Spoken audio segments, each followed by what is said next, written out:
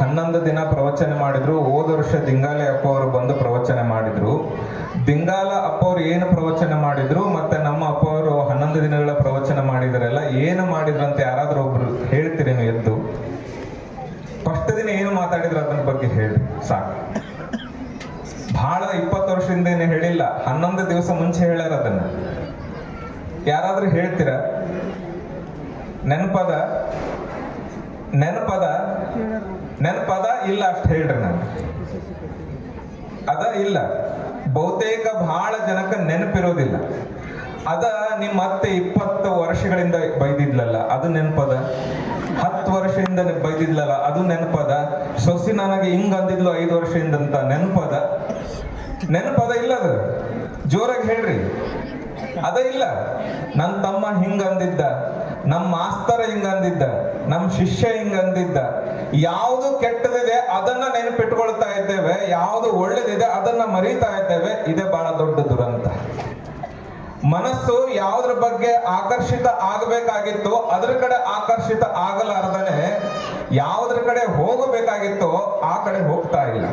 ಹಿಂಗಾಗಿಯೇ ಕೈವಲ್ಯ ಪದದಲ್ಲಿ ಬರೀತಾರೆ ಬಹಳ ಸುಂದರವಾಗಿ, ಏನು ಮಾಡಲಯ್ಯ ಎನ್ನ ಹೀನ ಮನದ ಬಯಕೆಗಳನ್ನು ಜ್ಞಾನ ಖಡ್ಗದಿಂದ ಕಡಿಯುವವರ ನಾರ ಕಾಣೆನು. ಹಿಡಿಯುವುದದನೆ ಹಿಡಿಯದಯ್ಯ, ಹಿಡಿಯದದನೆ ಹಿಡಿಯುವುದಯ್ಯ, ಕೆಡವ ನಡೆಯ ನಡೆಸಿಯನ್ನ ಭವಕ್ಕೆ ಬರಿಸಿತು. ಬಡವ ನಾನು ಕಾಡು ತಲಿಹುದು, ಹಿಡಿದು ಮನದ ಕೈಯ ಕಾಲ ಕಡೆದು ಕಡೆದು ಹಾಕುವವರ ನಾರ ಕಾಣೆನು ಅಂತ ಬರೀತಾನೆ. ನಾನು ನಿಮ್ಮ ನೆನೆವ ನೆನಲು ತಾನು ನಿಮ್ಮ ನೆನೆಯದಯ್ಯ, ಶ್ವಾನನಂತೆ ನಾಯಿಯಂತೆ ಹಲವು ಕಡೆಗೆ ಹರಿಯುತ್ತಿರುವುದು ಅಂತ ಬರೀತಾನೆ. ಹಿಂಗಾಗಿ ನಾವು ಅರ್ಥ ಮಾಡ್ಕೊಡ್ಬೇಕಾದ್ದು. ಮತ್ತೆ ಅಪ್ಪರು ಇದನ್ನ ಹೆಂಗ ಸರಿ ಮಾಡೋದು ಅಂತಂದ್ರೆ, ಕಠೋಪನಿಷತ್ತಲ್ಲಿ ಒಂದು ಕತೆ ಬರ್ತದ. ಕತೆ ಹೇಳಿ ನನ್ನ ಮಾತು ಮುಗಿಸ್ತೇನೆ, ಸಮಯನೂ ನನಗಿಲ್ಲ. ನಚಿಕೇತ ಅಂತ ಒಬ್ಬ ಸಣ್ಣ ಬಾಲಕ, 9-10 ವರ್ಷದ ಒಬ್ಬ ಬಾಲಕ ಯಮನ ಹತ್ರ ಹೋಗಿರ್ತಾನೆ. ಅದು ಕತೆ ಆ ನಂತರ ನೀವು ಹೋಗಿ ಮತ್ತೊಂದ್ಸಲ ತಿಳ್ಕೊಳ್ರಿ. ಅದನ್ನ ನಾನು ಏನು ಮುಖ್ಯ ವಿಚಾರ ಅದ್ರ ಬಗ್ಗೆ ಅಷ್ಟೇ ಹೇಳ್ಬಿಡ್ತಾನೆ. ಯಮನ ಹತ್ರ ಹೋಗಿರ್ತಾನೆ. ಯಮನಿಗೆ ಕೇಳ್ತಾನೆ, ಪ್ರಶ್ನೆ ಕೇಳ್ತಾನೆ, ಗುರುದೇವ ಯಮರಾಜ, ನಾನು ನಿನಗೆ ಒಂದು ಪ್ರಶ್ನೆ ಕೇಳ್ತಿದ್ದೀನಿ. ಏನು ಪ್ರಶ್ನೆ ಅಂತಂದ್ರೆ, ಜಗತ್ತಿನಲ್ಲಿ ಎಲ್ಲಾ ತರವಾದಂತ ಗಾಳಿಗಳಿದ್ದಾವೆ. ಸುಂಟ್ರ ಗಾಳಿ ಇದೆ, ದುರ್ನಾತ ಗಾಳಿ ಇದೆ, ಶೀತ ಗಾಳಿ ಇದೆ, ಗಬ್ಬು ನಾತ ಬರುವಂತ ಗಾಳಿ ಇದೆ. ಎಲ್ಲ ತರವಾದ ಗಾಳಿ ಇದ್ರೂ ಕೂಡ ನನ್ನೊಳಗ ಹತ್ತಿರುವಂತ ಆ ಜ್ಯೋತಿ ಆರ್ಲಾರ್ದಂಗ ಈ ಬದುಕನೆ ಹೆಂಗ ಬದುಕಬೇಕು ಅದನ್ನ ಹೇಳು ಅಂತ ತಿಳ್ಕೊಂಡು 10-11 ವರ್ಷದ ಒಬ್ಬ ಬಾಲಕ ಕೇಳ್ತಾನೆ. ಆದ್ರೆ ಯಮರಾಯ ವಿಶೇಷವಾದದ್ದು ಇನ್ನೇನೋ ಹೇಳೋದಿಲ್ಲ, ಬಹಳ ಸುಂದರವಾದ ಸರಳವಾದಂತ ಸೂತ್ರ ಹೇಳ್ತಾನೆ. ನಚಿಕೇತ, ನಿನ್ನೊಳಗ ಹತ್ತಿರುವಂತಹ ದೀಪ ಆರಬಾರ್ದು ಅಂತಂದ್ರೆ ಒಂದೇ ಮಾಡು, ಏನು ಅಂತಂದ್ರೆ ಕಾಯಕವನ್ನ ಮಾಡು, ಕರ್ಮವನ್ನ ಮಾಡು ಅಂತಂದಾಗ, ನಾವು ಯಮರಾಜ ಏನಾದ್ರೂ ನಮ್ಮ ಮುಂದೆ ಬಂದು ನಾವು ಕೇಳಿದಾಗ ಹಂಗೇನಾದ್ರೂ ಉತ್ತರ ಕೊಟ್ಟಿದ್ವಿ ಅಂದ್ರೆ ತಲೆಯಲ್ಲಿ ಅಡ್ಸ್ಕೊಂಡು ಮನೆಗೆ ಬಂದ್ಬಿಡ್ತಿದ್ವಿ ನಾವು. ಅಲ್ಲಿ ಕುತ್ಕೊಂಡು ಅವ ಸಮರ್ಥ ಶಿಷ್ಯ ಅವಂದ ಕಾಯಕ ಮಾಡಿ ಕೆಟ್ಟೋಗಿವೋ ಯಪ್ಪ ನಾನು ಗುರುದೇವ, ಹಿಂಗ್ ಮತ್ತೆ ಕಾಯಕ ಮಾಡೋಣಕತ್ತಿಲ್ಲ ಅಂತಂದಾಗ ಆಗ ಒಂದು ಮಾತು ಹೇಳ್ತಾನೆ ಯಮರಾಜ, ಕರ್ಮಣ ಏವ ಕರ್ಮ ಅತಿಕ್ರಾಂತವ್ಯಂ ಕಂಠಕಿ ಕಂಠಕೋ ಯಥ ಅಂತ ಒಂದು ಮಾತು ಬರೀತಾನೆ. ಏನು ಸುಂದರವಾದಂತ ಮಾತಿದು. ಯಾವ ಕೆಲಸಗಳನ್ನ ಮಾಡಿ ಕೆಟ್ಟೋಗಿಯೋ ಮತ್ತದೇ ಕೆಲಸಗಳನ್ನ ಮಾಡಿ ಸರಿ ಹೋಗು. ಕರ್ಮಣ ಏವ ಕರ್ಮ ಅತಿಕ್ರಾಂತವ್ಯಂ ಕಂಠಕಿ ಕಂಠಕೋ ಯಥ. ಮುಳ್ಳನ್ನ ಮುಳ್ಳಿಂದ ತೆಗಿ ಅಂತ ಹೇಳ್ತಾನೆ.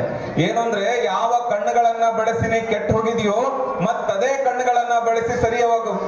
ಯಾವ ಕೈಗಳನ್ನ ಬಳಸಿ ಇನ್ನೊಬ್ಬರಿಗೆ ಹೊಡೆಯೋದು ಮಾಡಿದ್ಯೋ ಮತ್ತದೇ ಕೈಗಳನ್ನ ಬಳಸಿ ದಾನ ಧರ್ಮಗಳನ್ನ ಮಾಡು. ಯಾವ ಕಾಲುಗಳನ್ನ ಬಳಸಿ ಕೆಟ್ಟ ಹಾದಿಯನ್ನ ತುಳಿದಿದೆಯೋ ಮತ್ತದೇ ಕಾಲುಗಳನ್ನ ಬಳಸಿ ಸರಿಯಾದ ಹಾದಿಯನ್ನ ತುಳಿ. ಯಾವ ಹೃದಯದಿಂದ ಇನ್ನೊಬ್ಬರಿಗೆ ದ್ವೇಷವನ್ನ ಕೊಟ್ಟಿದೆಯೋ ಮತ್ತದೇ ಹೃದಯವನ್ನ ಬಳಸಿ 4 ಜನರಿಗೆ ಪ್ರೀತಿಯನ್ನ ಹಂಚು. ಯಾವ ನಾಲಿಗೆಯನ್ನ ಬಳಸಿ ಇನ್ನೊಬ್ಬರಿಗೆ ಬಯೋದನ್ನ ಮಾಡಿದೆಯೋ ಮತ್ತದೇ ನಾಲಿಗೆಯನ್ನ ಬಳಸಿ 4 ಚಲೋ ಮಾತಾಡು. ಯಾವ ಬುದ್ಧಿಯನ್ನ ಬಳಸಿ ಕಪಟತನವನ್ನ ಮಾಡಿದೆಯೋ ಅದೇ ಬುದ್ಧಿಯನ್ನ ಬೆಳೆಸಿ ಈ ಜಗತ್ತಿಗೆ ಒಳ್ಳೇದನ್ನ ಮಾಡು ಅಂತ ತಿಳ್ಕೊಂಡು ಯಮರಾಜ ಹೇಳ್ತಾನೆ. ಹಿಂಗಾಗಿ ಈ ನಿಟ್ಟಿನಲ್ಲಿ ನಾವೆಲ್ಲರೂ ಕೂಡ ಒಳ್ಳೆದ ಕಡೆ ನಾವು ಜಾಸ್ತಿ ಆಕರ್ಷಿತರಾಗಬೇಕು ಅನ್ನುವಂಥ ವಿಚಾರವನ್ನ ಈ ಸಂದರ್ಭದಲ್ಲಿ ಹೇಳ್ತಾ, ಕೊನೆಯದಾಗಿ ಒಂದು ಪ್ರಶ್ನೆ ಕೇಳಿಬಿಡ್ತೀನಿ ಕತೆ ಮೂಲಕವಾಗಿ. ಆ ಪ್ರಶ್ನೆ ಕೇಳಿ ನನ್ನ ಮಾತು ವಿರಮಿಸ್ತೀನಿ ನಾನು. ಏನಂತಂದ್ರೆ ಬಹಳ ಲಕ್ಷ್ಯ ಕೊಟ್ಟು ಕೇಳ್ರಿ. ಇಬ್ರು ಗಂಡ ಹೆಂಡ್ತಿರ್ತಾರೆ. 20 ವರ್ಷ ಕೂಡ್ಕೊಂಡು ಬದುಕಿರ್ತಾರೆ. ಅವರಿಗೆ ಮಕ್ಕಳಾಗಿರೋದಿಲ್ಲ. ಆದ್ರೆ ಅವ್ರು ಎಷ್ಟು ಅನ್ಯೋನ್ಯವಾಗಿರ್ತಾರೆ ಅಂತಂದ್ರೆ, ಯಾರಾದ್ರೂ ಹೊಸದಾಗಿ ಮದುವೆ ಆದ್ರ ಅಂತ ತಿಳ್ಕೊರಿ, ಮದುವೆ ಆದ ತಕ್ಷಣ ಅವ್ರ ಮನೆಗೆ ಕರ್ಕೊಂಡು ಹೋಗೋದು ಗಂಡ ಹೆಂಡತಿ ಅಂತ ಹಿಂಗಿರ್ಬೇಕು ನೋಡಂತ ತೋರಿಸ್ಕೊಂಡ್ ಬರೋದು. ಹೊಸದಾಗಿ ಯಾರಾ ಮದುವೆ ಆಗಿರ್ಲಿ ಆ ಓಣ್ಯಾಗ ಅಲ್ಲಿ ಕರ್ಕೊಂಡು ಹೋಗೋದು, ನೀವು ಗಂಡ ಹೆಂಡತಿ ಅಂದ್ರೆ ಹೆಂಗಿರ್ಬೇಕು ಅಂತಂದ್ರೆ ಇವ್ರು ಹೆಂಗಿರ್ಬೇಕು. ಹಿಂಗ ಆಯ್ತು. 25 ವರ್ಷ ಆಯ್ತು. ಅವಕ್ಕ ಏನ್ ಬೇಸರ ಆಯ್ತು ಅಂತ ಗೊತ್ತಿಲ್ಲ.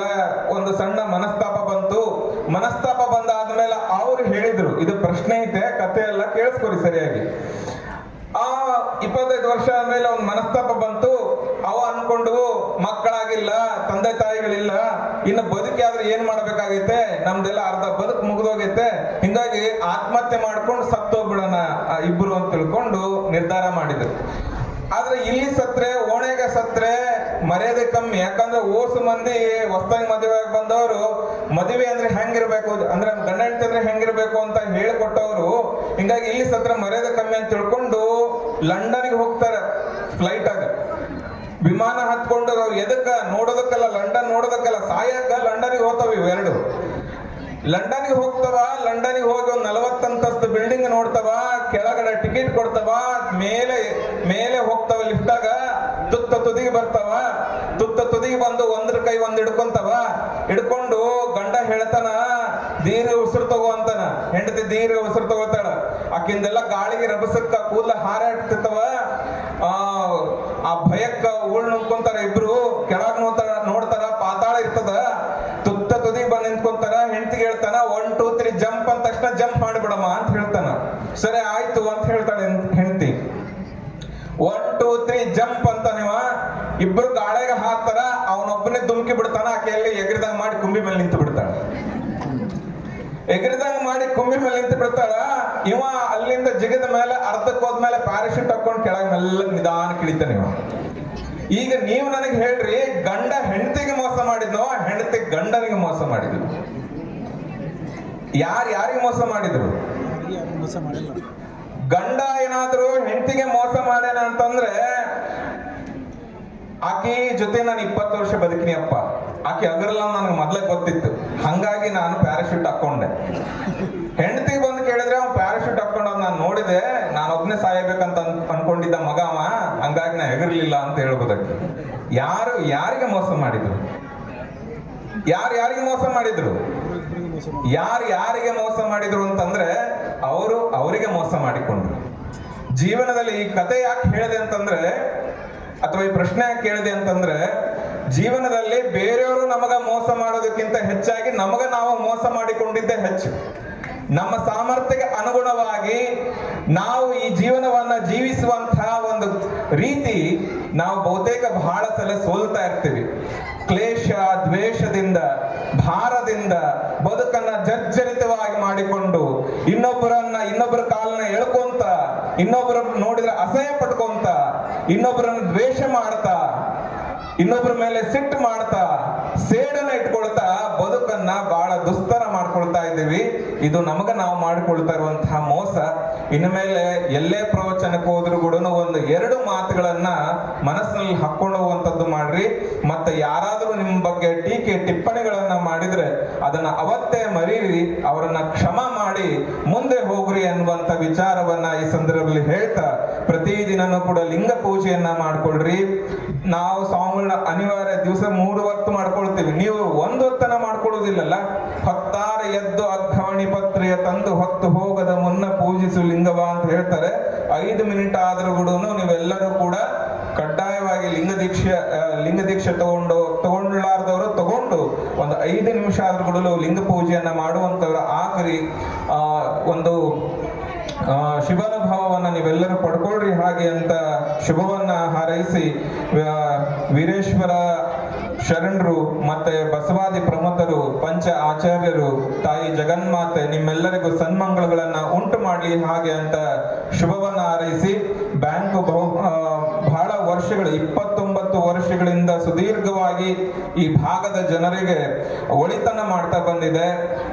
ಬಹಳಷ್ಟು ಜನರಿಗೆ ಮನೆ ಕಟ್ಕೊಳ್ಳಿಕ್ಕೆ, ಬಹಳಷ್ಟು ಜನರಿಗೆ ವಾಹನ ತಗೊಳ್ಳಿಕ್ಕೆ, ಬಹಳಷ್ಟು ಜನರಿಗೆ ರೈತರಿಗೆ, ಹೀಗೆ ಹಲವು ಜನರಿಗೆ, ಈ ಭಾಗದ ಜನರಿಗೆ ಬಹುತೇಕ ಬಹಳಷ್ಟು ಆರ್ಥಿಕ ನೆರವನ್ನ ಕೊಡ್ತಾ ಬಂದಿದೆ. ಆ ಬ್ಯಾಂಕು ಇನ್ನು ಎತ್ತರಕ್ಕೆ ಬೆಳೀಲಿ, ಇನ್ನು 16 ಕಡೆ ಶಾಖೆಗಳನ್ನ ತೆಗೆದು ಸಾಕಷ್ಟು ಜನಕ್ಕೆ ಕೆಲಸ ಸಿಗುವಂತದ್ದಾಗ್ಲಿ, ಈ ಭಾಗಕ್ಕೆ ಇನ್ನಷ್ಟು ಸೇವೆ ಸಲ್ಲಿಸುವಂತಾಗ್ಲಿ ಆ ಬ್ಯಾಂಕ್ ಹಾಗೆ ಅಂತ ಹೇಳ್ತಾ, ಅಧ್ಯಕ್ಷರಾದಿಯಾಗಿ ಎಲ್ಲರಿಗೂ ಕೂಡ ಈ ಸಂದರ್ಭದಲ್ಲಿ ಅಭಿನಂದನೆಯನ್ನ ಸಲ್ಲಿಸ್ತಾ ತಮ್ಮೆಲ್ಲರಿಗೂ